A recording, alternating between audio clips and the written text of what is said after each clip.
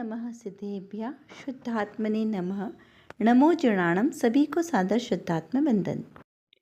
आज श्रावण शुक्ल तृतीया का यह शुभ मंगल पावन दिवस है और प्रतिदिन प्रसारित होने वाले संदेश में आज जो संदेश हमें प्राप्त हुआ है वह वस्तु के द्रव्य गुण पर्याय को बताने वाला है कि प्रत्येक वस्तु में द्रव्य गुण पर्याय के साथ ही वस्तु होती है और इसे जानने का क्या लाभ है। यदि हम द्रव्य गुण पर्याय को नहीं समझेंगे तो हमारे से कितना अज्ञान होगा। हमारे जो हम वस्तु स्वरूप को समझना चाहते हैं वो नहीं समझ सकते जब तक द्रव्य गुण पर्याय का यथार्थ स्वरूप नहीं जाना। क्यों जानना आवश्यक है? क्योंकि अगर हम द्रव्य को नहीं समझेंगे तो उसके गुण और पर्याय का हमें बहुमान नहीं आएगा और जब तक हमें प्रत्येक द्रव्य का स्वरूप का समीचीन ज्ञान नहीं होगा तब तक सम्यक दर्शन की प्राप्ति नहीं हो सकती। तो जिन जीवों को सम्यक दर्शन प्राप्त करना है उन जीवों को द्रव्य गुण पर्याय का यथार्थ स्वरूप पता होना चाहिए। अब हम पहला तो प्रश्न यहाँ इस प्रकार रहते हैं कि क्या सम्यक दर्शन प्राप्त करना है, तो उसमें भी हम द्रव्य स्वभाव से सोचें तो मैं स्वयं सम्यक दृष्टि ही हूँ, क्योंकि द्रव्य कभी भी अशुद्ध नहीं होता। अशुद्धि पर्याय में उत्पन्न होती है। तो पर्याय अपेक्षा से देखें तो जीव में अशुद्धि है और द्रव्य अपेक्षा से देखें तो जीव तो सर्वथा शुद्ध है। उसे कुछ भी प्राप्त नहीं करना है, कुछ भी हटाना नहीं है, कुछ ग्रहण नहीं करना है। वो जैसा है वैसा अपरिणामी है, उसमें कोई परिणमन नहीं होता। वो सदाकाल शुद्ध है, शुद्धता और शुद्ध रहेगा, ऐसा वस्तु का स्वरूप है। तो यहाँ पर द्रव्य गुण पर्याय की जो चर्चा आई है, पहले हम उसका संदेश पढ़ते हैं फिर उसको और समझेंगे। यहाँ पर लिखा है कि द्रव्य गुण पर्याय में सारे ब्रह्मांड का तत्व आ जाता है। प्रत्येक द्रव्य अपने गुण में रहकर स्वतंत्र रूप से अपनी पर्याय रूप परिणमित होता है। पर्याय द्रव्य को पहुँचती है, द्रव्य पर्याय को पहुँचता है। ऐसे ऐसे सूक्ष्मता को यथार्थ रूप से समझ लेने पर मोक्ष कहाँ खड़ा रहेगा। इस प्रकार यहाँ पर इस संदेश में कहा है। तो यहाँ पर क्या बताया कि द्रव्य गुण पर्याय में सारे ब्रह्मांड के तत्व आ जाते। क्योंकि सारी सृष्टि की रचना ही द्रव्य गुण पर्याय से हुई है। यदि द्रव्य नहीं होता तो पर्याय नहीं होती, उसमें गुण फिर कहाँ रहते। तो जो यहाँ पर कहा है कि यथार्थ रूप से इस द्रव्य गुण पर्याय को लक्ष्य में लेने पर ही मोक्ष कहाँ रहेगा। यानी द्रव्य गुण पर्याय को जिसने लक्ष्य में ले लिया, जिसने इसका स्वरूप समझ लिया, उसे मोक्ष तो समझो उसके निकट ही है, वो मोक्ष में ही स्थित है, ऐसा समझ लो। क्योंकि मंजिल है ना मोक्ष। तो हमारी संसार दशा में भटकना हमारा स्वरूप नहीं है, हमारा ये लक्ष्य नहीं है कि हमें संसार में भटकना है। हमारा लक्ष्य तो एकमात्र मोक्ष प्राप्त करना है।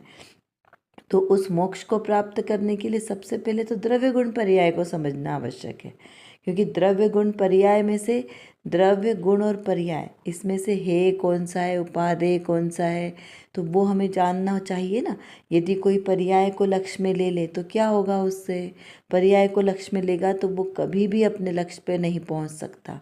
जैसे यदि किसी को अपनी मंजिल पर पहुंचना है, हमें मुंबई जाना है, तो मुंबई जाने के लिए हमने क्या किया, ट्रेन लिया।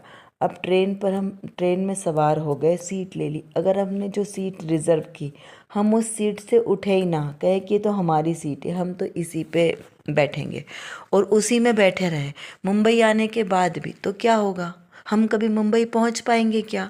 नहीं पहुंच पाएंगे। वो ट्रेन मुंबई तक जाकर वापस भी आ जाएगी लेकिन हम नहीं पहुंचेंगे। क्योंकि हमने उस पर्याय, वो सीट को ही अपना मान के रखा है कि सीट मेरी है, तो वो जहाँ जहाँ ट्रेन जाएगी वहाँ वहाँ हमें जाना पड़ेगा। लेकिन यदि हमने सही रूप समझा कि ट्रेन तो मात्र हमें मुंबई जाने के लिए सहायक है, मुंबई आते ही हमें वो सीट भी छोड़नी पड़ेगी, वो ट्रेन भी छोड़नी पड़ेगी और वो स्टेशन को भी छोड़ना पड़ेगा, वहाँ से उतरना ही पड़ेगा, तो तब जाकर हम अपने जो गंतव्य स्थान है वहाँ पर पहुँचेंगे। उसी प्रकार जो सम्यक दर्शन प्राप्त करने के लिए जिन जिन चीज़ों का हमें आवश्यकता हुई, उन सब चीज़ों का हमने साधन तो जुटाया लेकिन उसको अपना नहीं माना। अब उसके साधन कौन से हैं? सच्चे देव शास्त्र गुरु, वीतरागी। वीतरागी अनंत देव शास्त्र गुरु सच्चा साधन है। पंच परमेष्ठी और मेरा आत्मस्वरूप। व्यवहार से देखें तो पंच परमेष्ठी, निश्चय से मेरा आत्मा। तो जब हमने अपने आत्मस्वरूप को जाना तो हमें पंच परमेष्ठी की महिमा आई और पंच परमेष्ठी का गुणानुवाद किया और उनका आश्रय लिया। लेकिन अपने स्वरूप में स्थिर रहकर अपने स्वरूप की स्थिरता को नहीं छोड़ा। तो यहाँ पर पंच पर जब आत्मस्वरूप में ज़्यादा स्थिरता हो गई तब हमने उनका भी अवलंबन छोड़ा, पंच परमेष्ठी का भी। और क्या किया? एकमात्र अभेद रूप से अपने आत्मस्वरूप का अवलोकन किया, उसका ही अनुसरण किया, उसका ही ज्ञान किया, ध्यान किया, उसी में लीनता की। तो हमें मोक्ष पद की प्राप्ति होगी। अगर हम, क्योंकि पूर्व में जितने भी उन्होंने यही पथ को अपनाया ना, इसीलिए हमें भी वही पथ अपनाना है। तो उन सब ने यही कार्य किया तो वो मोक्ष में गए, तो हमें भी तो यही कार्य करना पड़ेगा, तभी हमारा मोक्ष होगा। अगर हमने ये पथ को नहीं अपनाया और हमने यदि पर्याय में दृष्टि रखी तो हमारा मोक्ष कभी नहीं होगा, हम संसार में भटकते अटकते रह जाएंगे। तो यहाँ का ऐसे द्रव्य गुण पर्याय में सारे ब्रह्मांड का तत्व आ जाता है, क्योंकि सारे ब्रह्मांड मतलब सारे ब्रह्मांड में है क्या? द्रव्य गुण पर्याय ही तो है। ये सारा ब्रह्मांड द्रव्य गुण पर्याय पे ही टिका है। यदि द्रव्य गुण पर्याय का अस्तित्व नहीं होता तो ये ब्रह्मांड तो शून्य हो जाता। द्रव्य यानी क्या? अस्तित्व, जिसमें सत है।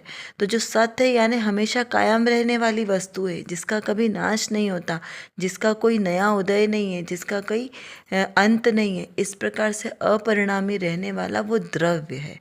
ऐसे द्रव्य ब्रह्मांड में कितने हैं? मुख्य रूप से 7 और वैसे अनंत द्रव्य हैं। तो जीव, अजीव, आश्रव, बन, संवर, निर्जरा और मोक्ष। अब इसमें से मुख्य रूप से तो 2 ही द्रव्य हैं, जीव और अजीव। इन 2 ही द्रव्यों के उस पर पूरा ब्रह्मांड बना है। यानी जो जीव द्रव्य है वो मैं और मेरे से भिन्न सब अजीव। तो जो आश्रव, बन, संवर आदि है ये सब क्या है? अजीव द्रव्य के ही भेद है, अजीव द्रव्य की ही पर्याय हैं और उसी से ये सारा वस्तु का स्वरूप समझना है हमें। फिर यहाँ कहा कि प्रत्येक द्रव्य अपने गुणों में रहकर स्वतंत्र रूप से अपनी पर्याय रूप परिणमित होता है। क्या करता है वो द्रव्य? प्रत्येक द्रव्य, यहाँ पर देखिए हम जीव द्रव्य के आश्रय से बात समझेंगे, क्योंकि प्रयोजनभूत हमारे लिए क्या है? जीव द्रव्य। बाकी द्रव्य तो हमें सिर्फ समझना है, ये समझकर उनका स्वरूप समझकर उनसे दृष्टि हटाना है। उपादेय यानी ग्रहण करने योग्य तो मेरा जीव द्रव्य है, और अजीवादिक द्रव्य वो सारे छोड़ने योग्य है, क्योंकि उनसे हमारा प्रयोजन सिद्ध नहीं होगा, इसलिए मात्र उनके स्वरूप को समझना है। तो यहाँ पर कहा कि प्रत्येक द्रव्य में अपने अपने गुण पर्याय में रहता है। मेरा जीव द्रव्य अपने गुण पर्याय में रहता है, अजीव द्रव्य अपने गुण पर्याय में रहता है। कोई भी द्रव्य एक दूसरे में मिक्स नहीं होते, अनादिकाल से एक साथ रहते हुए भी एक दूसरे में मिक्स नहीं होते। देखिए गेहूं का बोरा है, ठीक है, उसमें बोरे में बहुत सारे गेहूं भरे, कितने दिन से रखे हैं? साल, 2 साल, 4 साल, 5 साल, 8, 10 साल से रखे हुए, ऐसे कैसे एक बोरे के अंदर। क्या एक गेहूं का दाना दूसरे गेहूं के दाने के अंदर मिक्स हो जाता है क्या? नहीं होता। तो जिस प्रकार अब एक ही बोरे में रखे हुए गेहूं के दाने एक दूसरे में मिक्स नहीं होते, ऐसे ही अनंत अनादि काल से मेरा आत्मा यानी मेरा जीव द्रव्य, पुद्गल द्रव्य यानी इस शरीर, दोनों के एक साथ अनादि काल से ऐसी ही अवस्था में प्राप्त होते हैं। तो भी ये एक दूसरे को रंच मात्र भी स्पर्श भी नहीं करते, एक दूसरे को छूते भी नहीं हैं, इतने अलग अलग रहते हैं। और उनके गुण द्रव्य भी उसमें रहते हैं। जैसे जीव द्रव्य के अनंत गुण वो उस जीव द्रव्य में ही रहेंगे, पुद्गल द्रव्य के अनंत गुण पुद्गल द्रव्य में ही रहेंगे। आकाश काल, आश्रव, बन, संवर, निर्जरा सबके ऐसे अलग अलग जान लेना। 6 द्रव्य होते हैं, जीव, पुद्गल, धर्म, आकाश काल, इनको भी इसमें इंक्लूड, क्योंकि ये सब एक साथ ही चलते हैं। तो इस प्रकार इनके भी अलग अलग गुण पर्याय है, तो एक दूसरे में मिक्स नहीं रहते। ये सारे तत्व, सारे द्रव्य रहते कहाँ हैं? इस आकाश में। इन सबको जगह देने वाला आकाश है। तो इस आकाश में ही सब कुछ रहते हुए भी इसमें किसी का हस्तक्षेप नहीं है ना। इस प्रकार यहाँ पर समझना, प्रत्येक द्रव्य स्वतंत्र है और उनके गुण भी स्वतंत्र है, एक साथ रहते हुए भी गुण स्वतंत्र है। जैसे शक्कर में मिठास उसका गुण है ना, सबसे मूल गुण उसका कौन सा है? मिठास, जिससे वो एकदम अलग पहचान में आता है। और कौन कौन से गुण हैं? क्या सिर्फ शक्कर में मिठास नाम का ही गुण है? तो नहीं, ये उसका एक स्पेसिफिक गुण है जिससे वो अलग ही पहचान में आता है। ये गुण किसी और में नहीं मिलेगा। दूसरा सफ़ेदी, तो वाइटनेस तो शक्कर में भी है, नमक में भी है, सोडे में भी है और फिटकरी में भी है, बहुत सारी चीज़ों में वाइट है। तो ये उसका मुख्य गुण नहीं है। तो इस प्रकार से दोनों एक में एक नहीं होते। वो सफ़ेद सफ़ेद गुण है तो भी एक में एक मिक्स नहीं होते। क्यों? क्योंकि सबके टेस्ट अलग है। तो यहाँ पर बताया है कि सबके इस प्रकार और भी सब लगा लेना कि इसमें और कौन कौन से गुण हैं, लेकिन वो सब होते हुए भी सब अपने अपने गुणों में ही रहते हैं। इनके गुण एक दूसरे में मिक्स नहीं होते। पर्याय, अब उसकी जितनी भी पर्याय मतलब उसकी अवस्थाएं, तो जितनी भी पर्याय रूप परिणमित होता है वो सब में वो गुण उसका विद्यमान रहता है। जैसे हमने शिकंजी बनाई, उसमें बहुत सारी चीज़ें मिक्स करी, अब फिर भी हम उसमें से सब अलग अलग चीज़ों का टेस्ट जान पाते हैं कि नहीं जान पाते हैं? तो जान लेते हैं। क्यों? क्योंकि वो अपना स्वभाव नहीं छोड़ता। तो वो अपने गुणों से, शक्कर आपने कहीं में भी डाली तो आपको पता चल जाएगा कि इस चीज़ में शक्कर डली है, शुगर डली है, इसमें नमक है, ये हमें पता चल जाता है। क्यों? क्योंकि वो अपने गुणों को नहीं छोड़ता। इस प्रकार से यहाँ पे द्रव्य गुण पर्याय को समझना है। ये बहुत विस्तार से विषय है इसका। श्री प्रवचन सार जी की 80वीं गाथा में बहुत सुंदर वर्णन है। जो जानदि अरहंतम दवत्त गुणत्त पज्जयते, यानी जो अरहंत भगवान को द्रव्य गुण पर्याय से जानता है उसके दर्शन मोह का नाश होता है और उसे क्या होता है? सम्यक दर्शन की प्राप्ति होती है। दर्शन मोह का अभाव होगा तो सम्यक दर्शन की प्राप्ति होगी। तो दर्शन मोह और चारित्र मोह, दो प्रकार के मोह हैं जिससे हमारा इस संसार में परिभ्रमण हो रहा है। और इनके हटते ही, क्योंकि आत्मा के विकार भाव है, इनके हटते ही आत्मा शुद्ध अपने स्वभाव को प्राप्त हो जाता है। तो यहाँ पे अनंत भगवान को कैसे द्रव्य गुण पर्याय से जानना कि अनंत भगवान जीव द्रव्य, उनको मात्र जीव जानना। तो जीव द्रव्य, उनका भी जीव द्रव्य शुद्ध है, हमारा भी जीव द्रव्य शुद्ध है। तो अपने ऐसे जीव द्रव्य जो शुद्ध स्वभाव है उसका आश्रय लेना। देखिए, आश्रय करने योग्य मेरा द्रव्य स्वभाव है। यदि द्रव्य स्वभाव का आश्रय न लेके हमने पर्याय का आश्रय लिया तो पर्याय तो एक समय की है, क्षण मात्र, प्रति समय वो क्षण निर्जरित होती है, प्रति समय नहीं उत्पन्न होती। उत्पन्न होना और व्यय होना, व्यय होना यानी नष्ट होना। तो पर्याय का स्वरूप क्या है? उत्पन्न होना और नष्ट होना, उत्पन्न होना और नष्ट होना। जैसे समुद्र की लहरें उत्पन्न होती है और नष्ट हो जाती है, तो उनका विश्वास नहीं। जो द्रव्य है वो सदाकाल एक जैसा रहने वाला है। जैसे समुद्र स्थिर होता है ना, अचल, वो कहीं पर जाता है क्या? समुद्र में लहरें उठती है, ज्वार भाटा आता है, सब कुछ आता है, बाढ़ भी आ जाती है, लेकिन समुद्र वहाँ से हिलता है क्या नीचे? नहीं, वो वहाँ पे स्थिर बना रहता है। ऐसा ही मेरा ये द्रव्य स्वभाव है, इसमें अनंत गुण भी इसी अंदर विराजमान है और इसकी पर्याय ऐसी अनंत पर्याय निकलती लहरों के रूप में, ज्वार भाटे के रूप में, लेकिन फिर भी मेरा द्रव्य परिणामी, अपरिणामी ऐसा का ऐसा ही बना रहता है। इस प्रकार समझना। इसलिए आश्रय करने योग्य द्रव्य स्वभाव है, क्योंकि वो कुटस्थ है, टंकोत्कीर्ण है, एक जैसा हमेशा रहने वाला है। तो विश्वास उसी पे किया जाता है जो स्थिर होता है। जिसका कोई भरोसा नहीं है, कब जन्म ले कब नष्ट हो जाए, उसका यहाँ पे विश्वास नहीं करना। और गुण तो उसमें सदा रहते ही हैं। तो इस प्रकार से अनंत भगवान के जीव द्रव्य का आश्रय लेके अपने निज द्रव्य का आश्रय लेना, तो हमारा कार्य सिद्ध होगा।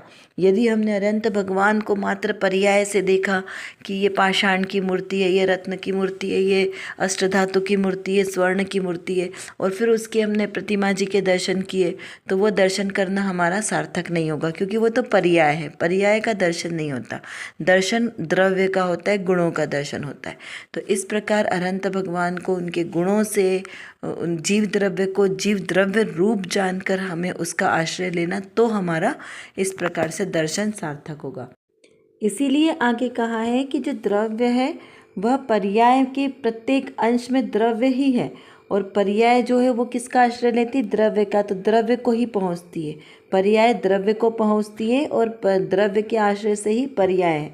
दोनों एक साथ रहते हुए भी एक साथ नहीं रहती, दोनों ही भिन्न भिन्न है। द्रव्य की ही पर्याय है, लेकिन द्रव्य से भिन्न भी है और अभिन्न भी नहीं है। अभिन्न किस दृष्टि से, क्योंकि है तो द्रव्य की ही ना, कोई उसकी अलग सत्ता तो है नहीं। और भिन्न इस दृष्टि से कि द्रव्य तो त्रिकालिक शुद्ध है और पर्याय कैसी है, एक क्षण वाली है।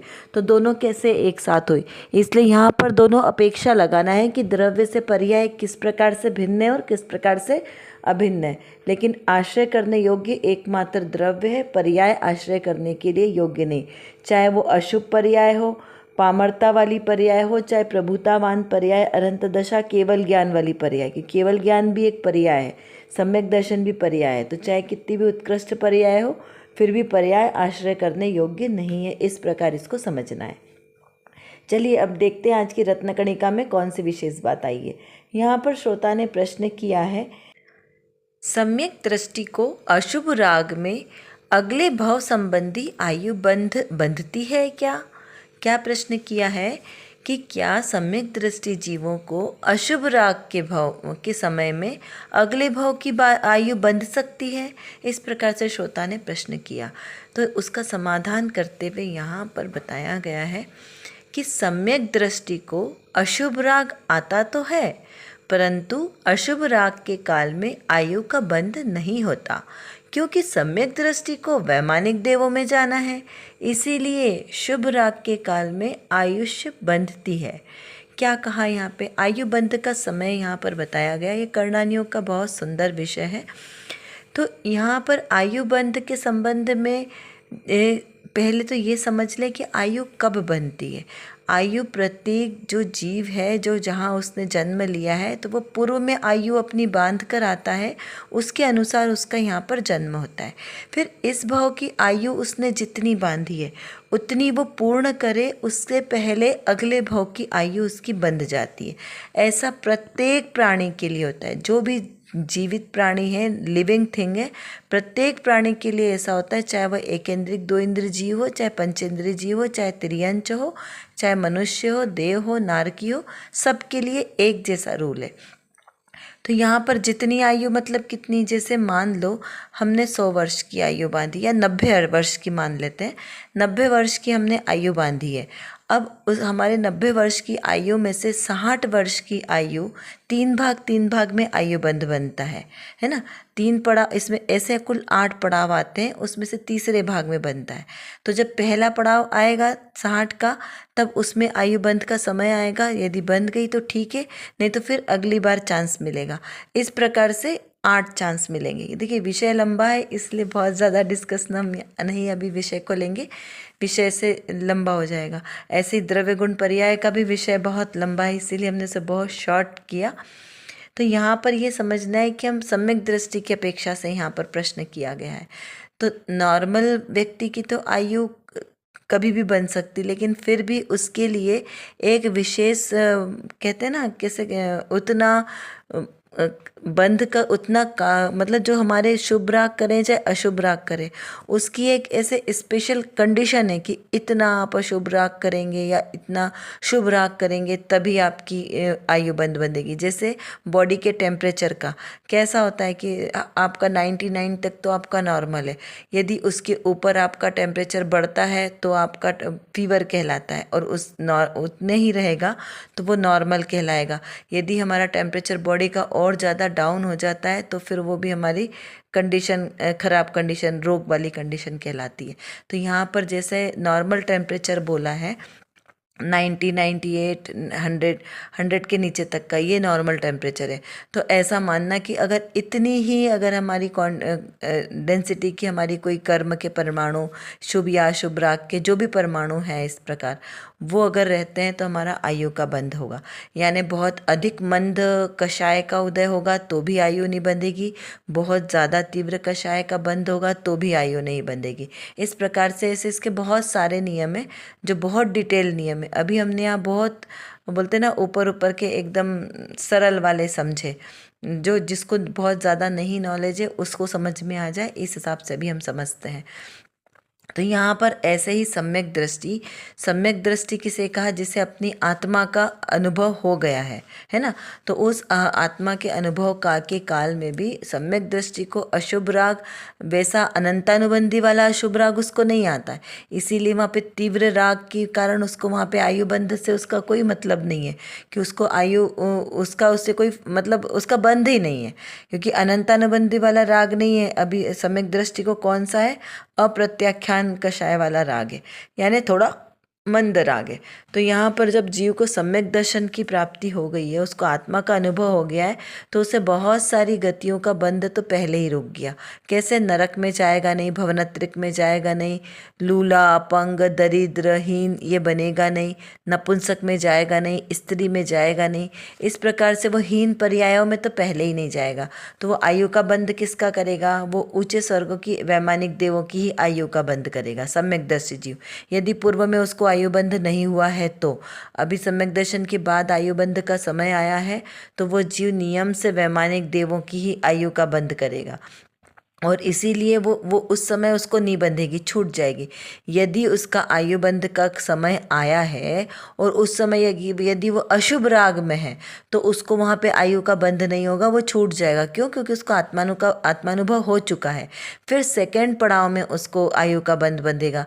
यदि इस प्रकार से पूरे 8 पड़ाव में से 7 पड़ाव तक भी अगर उसको ऐसे वो परिणाम नहीं मिले, तो वो उसका आयु बंध नहीं होगा। अंत समय में आयु का बंध होगा, लेकिन आयु का बंध होगा इसी भाव में। तो जब उसके योग्य परमाणु मिलेंगे तब उसका आयु का बंध होगा। और कैसे होगा वो? शुभ राग का उदय जो सम्यक दृष्टि है, तो वो नियम से वैमानिक में जाएगा। यदि सम्यक दर्शन होने से पहले उसका आयु बंध गया होगा, तो फिर उसकी वो गति नहीं बदलेगी। आयु का बंध मतलब जो गति का बंध किया है, फिर वो गति में जाना निश्चित है। फिर उसके बाद में जो समय आएगा सम्यक दर्शन के प्रभाव से, तो वो क्या होगा, उस भाव की आयु कम या ज़्यादा हो सकती है। जैसे उसने मान लो सम्यक दर्शन से पहले तिर्यंच गति का बंध बांध लिया है, अब उसको बाद में सम्यक दर्शन हुआ, तो वो तिर्यंच तो बनेगा, लेकिन कहाँ का, वो भोग भूमि का तिर्यंच बनेगा, और उसकी आयु वहाँ पे कम होगी। यदि नरक की आयु बांधेगा तो नरक गति में तो जाएगा, लेकिन उसकी भी वहाँ पर आयु की स्थिति बहुत कम हो जाएगी, और पहले से तीसरे नरक तक ही वो सम्यक दृष्टि जीव जा सकता है। तो इस प्रकार यहाँ पर समझना सम्यक दर्शन की महिमा। सम्यक दर्शन एकमात्र प्राप्त होने से हमारा भाव कितना सीमित हो जाता है। नीच गोत्रों में जाने का हमें मतलब हमारे वहाँ जाना ही नहीं पड़ेगा यदि हमने सम्यक दर्शन प्राप्त कर लिया। तो ऐसा ये सम्यक दर्शन मुझे मोक्ष सुख में ले जाने वाला है। इसीलिए कहते हैं कि कुछ भी करके मर पच के कैसे भी सम्यक दर्शन को नहीं छोड़ना है। और सम्यक दर्शन है क्या? मेरे ही आत्मा का स्वभाव है। अपने ही स्वभाव को जानना है, तो अपने स्वभाव को जानने में क्या तकलीफ है, हमें क्या परेशानी है? हमारे स्वभाव को नहीं जानने का क्या हमें अपराध मिला कि भाव में भटकना पड़ रहा है? तो उससे अच्छा है कि अपने स्वभाव में स्थिर रहें, तो हमें इससे हमारा मोक्ष सार्थक होगा। चलिए हम कुछ प्रश्नों के माध्यम से थोड़ा सा चिंतन करते हैं कि क्या द्रव्य गुण पर्याय अलग अलग है या फिर एक ही वस्तु है? इसका विचार कीजिए। अलग अलग है तो किस प्रकार से अलग है, एक ही है तो किस प्रकार से एक है? द्रव्य गुण पर्याय का सही स्वरूप जानने से क्या लाभ है? विचार कीजिए। इन तीनों में से अधिक शक्तिशाली महत्वपूर्ण कौन है? द्रव्य गुण पर्याय में से अधिक शक्तिशाली और महत्वपूर्ण कौन है, और किसका आश्रय लेना चाहिए? इसका हमें विचार चिंतन करना है। सम्यक दर्शन होने के बाद कौन कौन सी गति का बंध नहीं होता है? सम्यक दृष्टि के इतनी महिमा क्यों है? सम्यक दृष्टि की इतनी महिमा क्यों है? सम्यक चारित्र की महिमा से ज़्यादा सम्यक दर्शन की महिमा है। क्यों? क्योंकि पहले सम्यक दर्शन होगा तो ही उसी के आश्रय से सम्यक चारित्र की उत्पत्ति होगी। इसीलिए यहाँ पे सम्यक विचार तो महत्वपूर्ण हम जितना विचार करेंगे उतना ही हमारा विषय क्लियर होगा, क्योंकि हमारे पास समय की कमी है और जानना बहुत ज़्यादा है। और किसको जानना है? अपने ही ज्ञायक स्वभाव को जानना है। तो जब तक हम अपने इस ज्ञायक स्वभाव को नहीं जानेंगे तब तक हमारा कोई भी कार्य सिद्ध नहीं हो सकता। तो एकमात्र जो मेरे अंदर मतलब मेरे आत्म स्वभाव में जो ज्ञान नाम का विशेष गुण है, इस गुण को एकमात्र अपने ज्ञायक स्वभाव को जानने में लगाएं तो निर्विकल्प दशा की प्राप्ति होगी। और इस निर्विकल्प दशा के ही आश्रय से हमें शाश्वत सुख की प्राप्ति होगी। तो वो शाश्वत सुख हमें प्राप्त हो, इसीलिए पुरुषार्थ करना आवश्यक है। उसके लिए व्यवहार से तो सच्चे वीतरागी देवशास्त्र गुरु का आश्रय लेना योग्य है, और निश्चय नय से मेरी निज शुद्धात्मा का आश्रय लेना ही सर्वश्रेष्ठ उपाय है। अभी के लिए बस इतना ही। विशेष चर्चा हम आगे की कक्षाओं में करेंगे। तब तक हम अपने आत्मस्वरूप को जानें, पहचानें और उसी में लीन रहें। इसी विशेष मंगल भावना के साथ आप सभी को सादर जय जिनेंद्र।